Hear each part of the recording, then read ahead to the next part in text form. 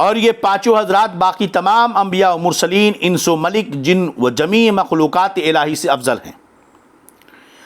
جس طرح حضور صلی اللہ علیہ وسلم تمام رسولوں کے سردار اور سب سے افضل ہیں، بلا تشبیہ حضور صلی اللہ علیہ وسلم کے صدقے میں حضور صلی اللہ علیہ وسلم کی امت تمام امتوں سے افضل ہے۔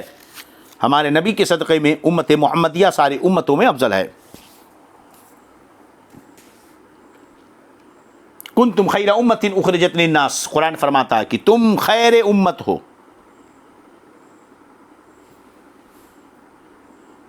تمام انبیاء اللہ عز و جل کے حضور عظیم وجاہت و عزت والے ہیں، لہذا یہ عقیدہ جیسا کہ تبلیغیوں وہابیوں کا عقیدہ ان کا پیشوا مولوی اسماعیل دہلوی لکھتا ہے کہ ہر مخلوق خواہ بڑا سے بڑا انسان ہو یا مقرر ترین فرشتہ اللہ کی شان کے آگے ذرے ناچیز سے بدتر ہے، کمتر ہے، یا یہ لکھا کہ وہ چمار سے بھی زیادہ ذلیل ہے، معاذ اللہ استغفر اللہ، ایسا عقیدہ رکھنا کفر ہے۔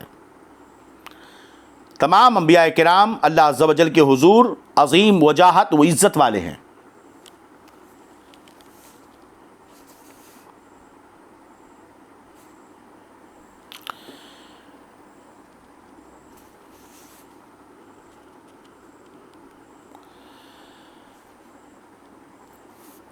اللہ اکبر۔ ان کو اللہ تعالیٰ کے نزدیک معاذ اللہ چوہڑے چمار کے مثل کہنا یہ کھلی گستاخی اور کلمہ کفر ہے۔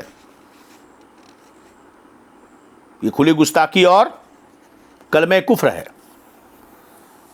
تبلیغی اور دیوبندی دونوں گروہ کے مشترکہ پیشوا کا نام ہے اسماعیل دہلوی۔ اس نے کتاب میں اپنے تقویت الایمان کے اندر لکھا،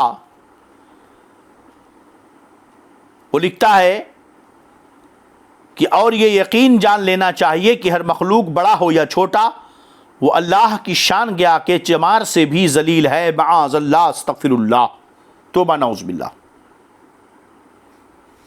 تو جب سارے انبیاء اللہ کی بارگاہ میں عزت و جاہ عظمت والے ہیں تو ایسی بات کرنے والا یقیناً ایسا کلمہ یہ کلمہ کفر ہے۔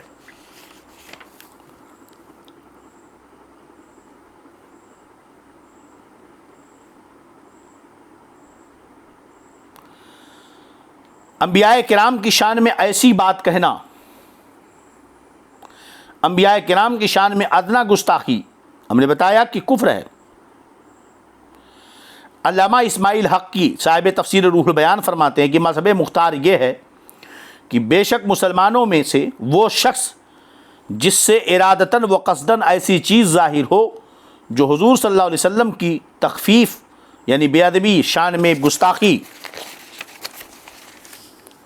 پر دلالت کرے، ایسے شخص کا قتل واجب ہے اور اس کی توبہ قبول نہ کی جائے گی، کہ وہ قتل سے بچ جائے اگرچہ کلمہ شہادت پڑھے اور رجوع و توبہ کرے، مگر اسے قتل بہرحال کیا جائے گا۔ اور یقین کر کہ بے شک اجماع امت ہے اس بات پر کہ ہمارے نبی صلی اللہ علیہ وسلم اور انبیاء کرام علیہ الصلوۃ والسلام میں سے جس نبی علیہ السلام کی بھی تخفیف ہو کفر ہے، چاہے تخفیف کرنے والا تخفیف کو حلال سمجھ کر کرے یا نبی کی عزت کا معتقد ہو کر کرے۔ توجہ چاہتا ہوں،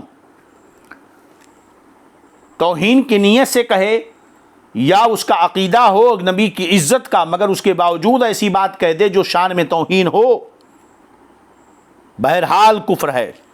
لہذا وہابیہ دیابنا کا یہ کہنا کہ ہم نبی پر کلمہ پڑھتے ہیں، نبی پر اپنی جان دینے کے لیے تیار ہیں، ہم اللہ کے بعد سب سے زیادہ ہم اپنے نبی کو پیار کرتے ہیں، ان کی شان و عظمتیں بیان کر رہے ہیں، تو ان کا یہ سب معاملہ قابل قبول نہیں ہے، یہ عذر قابل قبول نہیں ہے۔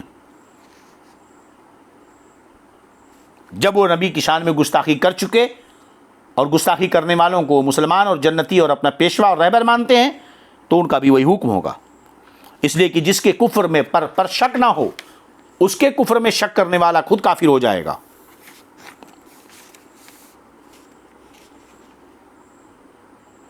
اس مسئلے میں علماء کرام کا کوئی اختلاف نہیں،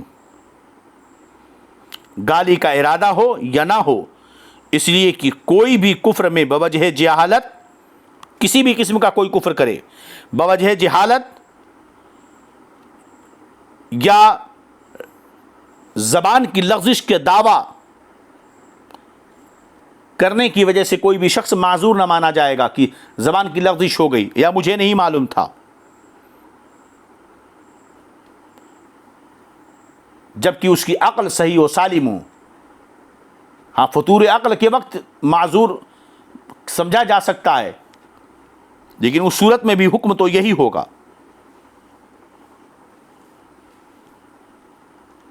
इस पर इजमा है उम्मत का कि जो नबी की शान में तौहीन करे उसकी सज़ा कत्ल है। अगला अकीदा, नबी के दावे नबूवत में सच्चे होने की एक दलील यह है कि नबी अपने सिद्क का ऐलानिया दावा फरमाकर मुहालात आदिया के ज़ाहिर करने का ज़िम्मा लेता है। सवाल ये कि मतलब कोई शख्स नबूवत का दावा करे तो कैसे ये समझा जाए कि उसका दावे नबूवत सच्चा है? तो कहते हैं नबी के दावे नबूवत में सच्चे होने की एक दलील ये है, ये नबी जो दावे नबूवत कर रहा है सच्चा है या नहीं, ना ये शख्स अपने दावे नबूवत में सच्चा है या नहीं, उसकी एक दलील ये है कि नबी अपने सिद्क का ऐलानिया दावा फरमाकर कि वो अपने सच्चाई का ऐलानिया दावा करेगा और मुहाले आदिया के ज़ाहिर करने का ज़िम्मा लेता है। यानी ऐसे काम जो आदतन मुहाल हो, इंसान न कर सके, ऐसे काम करने का वो जो है ज़िम्मा ले लेता है, और जो इनकार करते हैं उनको उसी के मिस्ल की तरफ बुलाता है, और मुनकिरों को उसके मिस्ल की तरफ बुलाता है। यानी जो उसके नबूवत का इनकार करते हैं उन्हें बुलाता है कि ठीक है, अगर तुम्हें मेरे दावे नबूवत पर इनकार है, तुम्हें मेरे दावे नबूवत में शक है, तो जो मैं करता हूं करके दिखा दो। अल्लाह अज़्ज़ा वजल उसके दावे के मुताबिक अमर मुहाल आदि ज़ाहिर फरमा देता है। ऐसा अमर जो आदतन मुहाल हो, नबी जब दावा करता है तो अल्लाह उसे पूरा कर देता, दिखा देता है। और मुनकरीन सब आजिज़ रहते हैं, इसी को मुअज्ज़ा कहते हैं, इसी को मुअज्ज़ा कहते हैं। जैसे हज़रत सालेह अलैहिस्सलाम ने जब नबूवत का दावा किया तो उनकी कौम ने इनकार किया, उन्होंने कहा कोई निशानी लाओ। हज़रत सालेह अलैहिस्सलाम लेकर गए और कहा कि बताओ, तुम ही बताओ मैं क्या दिखाऊं। तो एक ने कहा कि ये जो पहाड़ है ना, इसमें से जो है एक गाय निकाल दो, एक ऊँटनी निकाल दो। आपने हुक्म दिया, और जैसे हामिला औरत को तकलीफ़ होती है ऐसे पहाड़ में तकलीफ़ हुई, और हामिला औरत की जब बच्चा पैदा होता, जो हरकतें होती हैं दर्द व तकलीफ़ की, चीखो पुकार की, पहाड़ में पैदा हुई, और उसमें से एक ऊँटनी निकली। कहते जैसे हज़रत सालेह अलैहिस्सलाम का नाका, नाका मतलब ऊँटनी,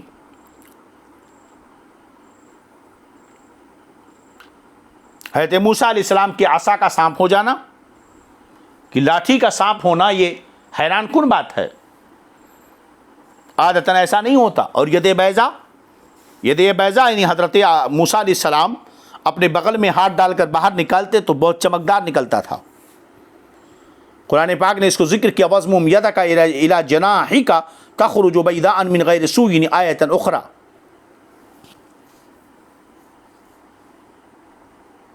तो हाथ की चमक हज़रत मूसा की, हज़रत मूसा के सामने फ़िरऔन ने जब देखा कि ये तो लाठी को सांप बना देते हैं, तो जादूगर हैं, तो उसने मुकाबले के लिए जादूगरों को जमा किया, है ना। मिस्ल का दावा हुआ कि हज़रत मूसा जिस तरह करते हैं तुम भी कर दो। तो उसने सारे जादूगरों को पेश किया, और सारे जादूगर जब सामने आए तो उन लोगों ने जो है अपनी अपनी रस्सियाँ डाली, और सारी रस्सियाँ सांप बन गई मैदान में। सब लोग डर गए, हैरान हो गए। हज़रत मूसा अलैहिस्सलाम ने देखा, रब का हुक्म हुआ, मूसा लाठी डाल। आपने अपना आसा डाला, वो बहुत बड़ा सांप बना, और उसने सारे सांपों को निगल लिया। और फिर हज़रत मूसा ने लट्ठी पकड़ी तो सांप लट्ठी बन गया। जादूगर जब जादू दिखाता है और जादू ख़त्म होने के बाद वो असली चीज़ वापस आ जाती है। जैसा कि कभी आपने भी देखा होगा कि जादूगर दस्ती को कबूतर बना देता है, लेकिन जब कबूतर गायब हुआ तो दस्ती सामने आ गई। तो रस्सियों को उन्होंने सांप बनाया, हज़रत मूसा की लट्ठी ने अज़दा बनकर सबको निगल दिया। हज़रत मूसा ने जब लट्ठी पकड़ी, आसा की दुम पकड़ी, सांप की दुम पकड़ी, तो फिर लाठी बन गया। लेकिन उनकी रस्सियाँ कहाँ गायब मालूम नहीं। تو جادوگروں کو حیرانی ہوئی کہ جادو کے بعد جب جادو ٹوٹتا ہے تو اصلی چیز تو سامنے آ جاتی ہے، تو رسیاں تو واپس آنی چاہیے، رسیاں نہیں دکھ رہی ہیں، اس کا مطلب یہ ہے کہ موسیٰ جادوگر نہیں ہے۔ تو حضرت موسیٰ علیہ السلام کا سانپ کی عصا کا سانپ ہو جانا اور ید بیضا، اور حضرت عیسیٰ علیہ السلام کا مردوں کو جلا دینا، زندہ کر دینا، مادر زاد اندھے اور کوڑھی کو اچھا کر دینا، اور ہمارے حضور صلی اللہ علیہ وسلم کے معجزے تو بہت ہیں، کیا کیا بیان کیا جائے۔ اگلا عقیدہ، جو شخص نبی نہ ہو اور نبوت کا دعویٰ کرے، وہ دعویٰ کر کے کوئی محال عادی اپنے دعوے کے مطابق ظاہر نہیں کر سکتا، ہرگز نہیں کر سکتا، یہ بھی یاد رہے، ورنہ سچے اور جھوٹے میں فرق نہ رہے گا۔